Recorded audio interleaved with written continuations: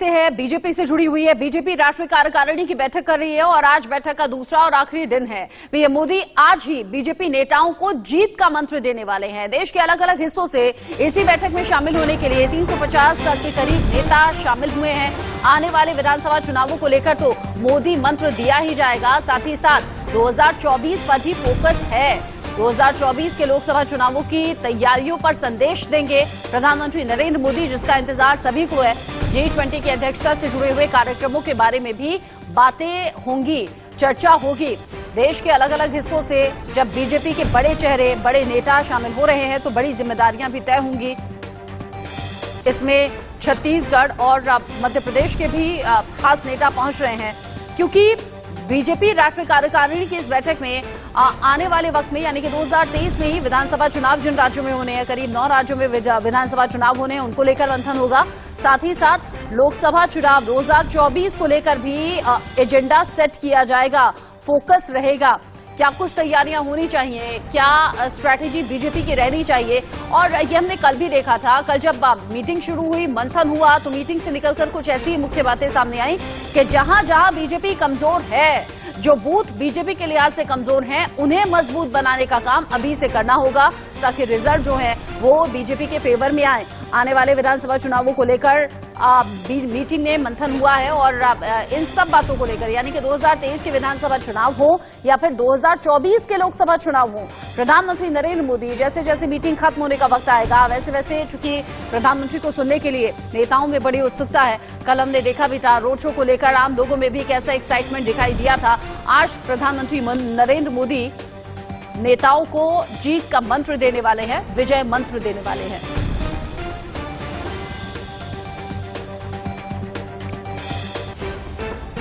इस खबर को लेकर ज्यादा अपडेट के साथ सीनियर कोलीग जतिन गोस्वामी जुड़ गए हैं दिल्ली से लाइव। जतिन, पहला दिन बीता, लेकिन जो मीटिंग से बातें निकलकर सामने आई वो यही कि जहां जहां बीजेपी मजबूत नहीं है, जहां कमजोर है, उसे मजबूत करना होगा, उन जगहों पर जाना होगा, उन बूथ्स को मजबूत करना होगा।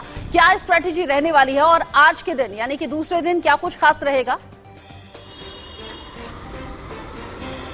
देखिए, बिल्कुल प्रधानमंत्री के नेतृत्व में जिस तरह से जो तमाम प्रोजेक्ट्स है वो आगे बढ़े, तो उन पर कल चर्चा हुई, लेकिन उसे और किस तरह से, योजनाओं को किस तरह से और व्यापक रूप दिया जाए, इस पर चर्चा होगी। जोश जो है वो आप समझ सकते हैं कि कार्यकारिणी के सदस्यों का जो है वो हाई है। मैं आपको तस्वीरें दिखाता हूं। आप देखिए, जो कल की तरह ही है, हालांकि धीरे धीरे यहाँ पर जो कार्यकारिणी के मेंबर्स हैं वो पहुंचने शुरू हो गए हैं।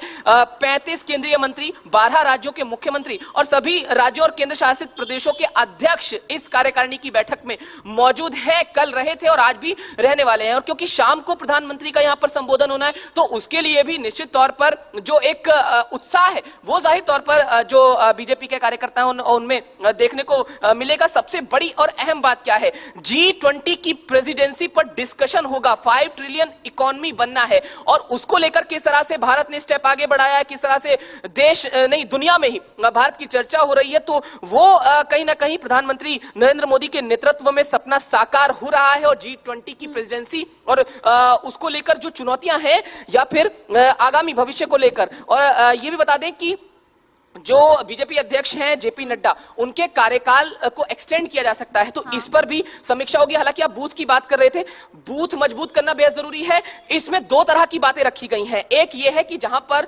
ऑलरेडी सरकार है बीजेपी की जिन राज्यों में, वहां पर बूथ के माध्यम से संगठन को और ज्यादा मजबूत किया जाए, लेकिन जहां पर सरकार है वहां पर भी संगठन को और ज्यादा व्यापक स्तर पर मजबूत किया जाए। तो ये तमाम चीजें हैं जिस पर चर्चा जो है होनी है। और आप देखिए, यहां सामने आपको बोर्ड नजर आएगा, गरीब कल्याण हमारा संकल्प, क्योंकि पूर्व में जिस तरह से जो योजनाएं लागू की गई उनको किस स्तर पर ले जाया गया, किस व्यापक स्तर पर ले जाया गया, वो जाहिर तौर पर उसकी समीक्षा हुई। लेकिन और ज्यादा व्यापक स्तर पर कैसे ले जाया जाए, कैसे ज्यादा से ज्यादा लोगों तक वो योजनाएं उनका लाभ पहुंचे, इस पर भी चर्चा जो है वो यहाँ पर हुई है। मतलब कि जो ग्रामीण इलाके हैं जहां पर विकास पहुंचा नहीं है या फिर जहां पर उस तरीके से योजनाओं का लाभ लोगों तक नहीं पहुंचा है, उन जगहों पर भी बीजेपी जाए, क्योंकि ग्राउंड पर जाकर बीजेपी काम करने में यकीन रखती है और इसीलिए अभी से तैयारियां हो रही हैं। जतिन, आप रहिएगा, एक बड़ा अपडेट दर्शकों को दे दें। जैसे कि आप बता रहे हैं, गरीब कल्याण हमारा संकल्प, ये बीजेपी ने नारा दिया है। इसी बीच बीजेपी राष्ट्रीय कार्यकारिणी की बैठक का आज दूसरा और खास दिन है और आज गृह मंत्री अमित शाह, रक्षा मंत्री राजनाथ सिंह का भी इसमें भाषण हो सकता है।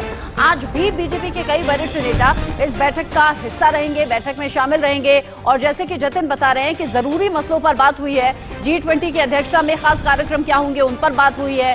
साथ ही साथ बूथ कैसे मजबूत करना है, जहां पर बीजेपी की सरकार है वहां पर क्या कमी रह गई है, वहां संगठन में क्या कुछ फेरबदल हो सकता है बेहतर रिजल्ट्स के लिए, और जहां बीजेपी की सरकार नहीं है वहां तो कंप्लीटली होमवर्क करने की जरूरत है, ज्यादा मेहनत करने की जरूरत है। और इन सब के बीच में आज गृह मंत्री अमित शाह और रक्षा मंत्री राजनाथ सिंह जैसे बड़े चेहरे भी पहुंचने वाले हैं और आज संबोधन भी इनका हो सकता है, भाषण भी इनका हो सकता है। और ये जरूरी भी रहता है, अगर देश के अलग अलग हिस्सों से बीजेपी के चेहरे पहुंच रहे हैं तो बड़े नेताओं का जो भाषण होता है वो बहुत ही मोरल अप करने का काम करता है। जतिन हमारे साथ जुड़े हुए हैं। जतिन, आपने कहा कि गरीबों का कल्याण हमारा संकल्प, ये बीजेपी ने नारा दे दिया है। मतलब क्या खास तौर से समझा जाए जो रूट्स हैं उनमें जाकर बीजेपी अब काम करने वाली है 2023 के लिहाज से भी, 2024 के लिहाज से भी?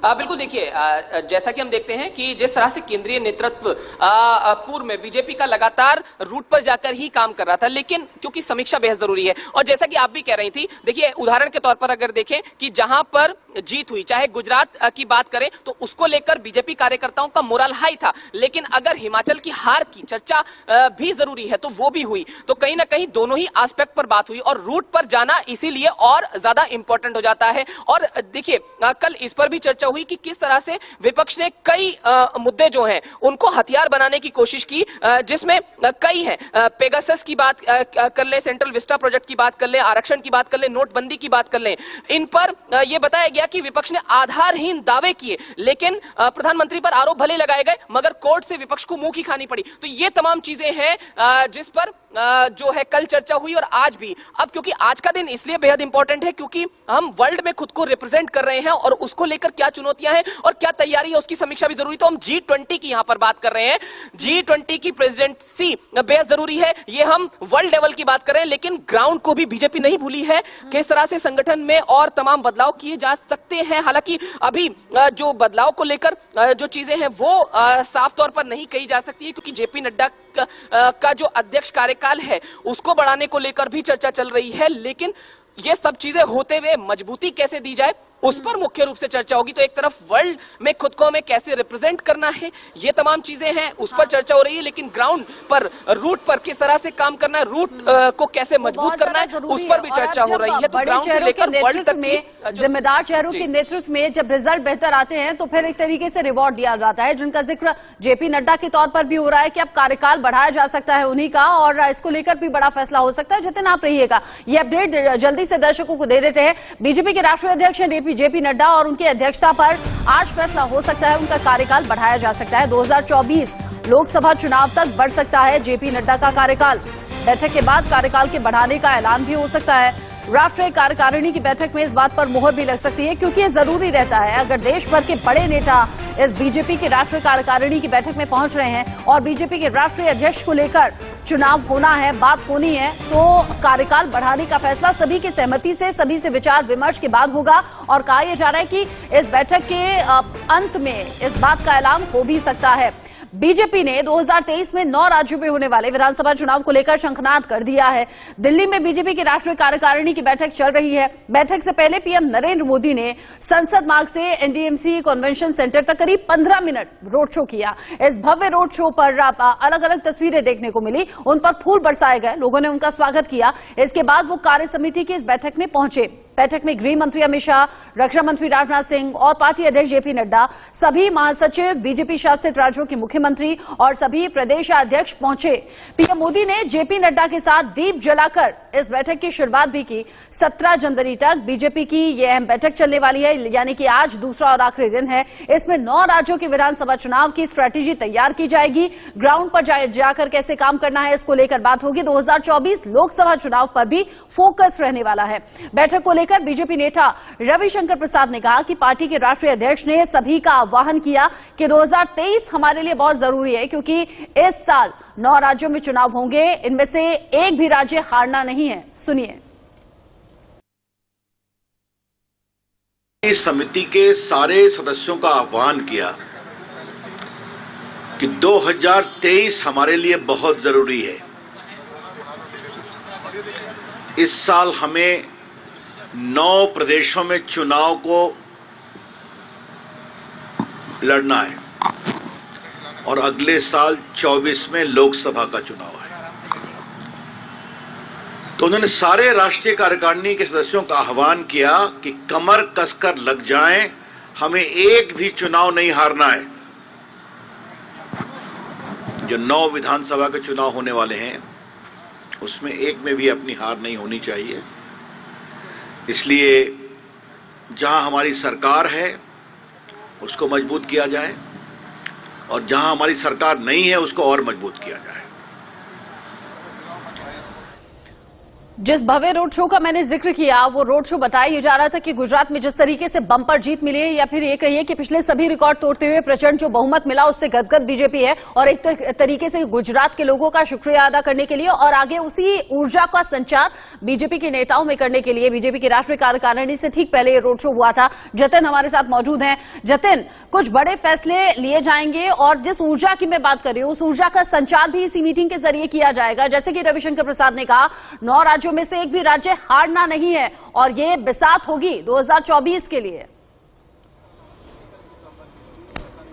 बिल्कुल, देखिए उन्होंने कहा कि कमर कस लो, तो ये साफ तौर पर संदेश है कि हारना नहीं है, हार बर्दाश्त नहीं होगी और इसी को लेकर समीक्षा जो है वो हो रही है। ये बैठक में समीक्षा जो है वो हो रही है। यहां पर हम देख रहे थे कि लगातार जो कार्यकारिणी के मेंबर्स हैं वो पहुंच रहे हैं और जोश काफी हाई देखने को मिल रहा है, क्योंकि आपने बिल्कुल सही कहा। देखिए लगातार आपको नेता यहां पर नजर आएंगे आते हुए और जैसा कि मैंने बताया कि 35 केंद्रीय मंत्री और 350 कार्यकारिणी जो सदस्य हैं वो यहां पर मौजूद होने वाले हैं। जिस तरह से कल भी हमने देखा था, आप जो जिक्र कर रही थी कि किस तरह से फूलों की वर्षा हुई, तो कल जब हम यहां पर थे तो यहां पर फूल ही फूल जो है रोड पर नजर आ रहे थे। आप एक बार मैं कहूंगा पवन जी को कि चारों तरफ घुमा के दिखाएं तो किस तरह से जो भव्य तैयारी है वो की गई है और इस भव्यता का उदाहरण जो है वो देश तक पहुंचाना है।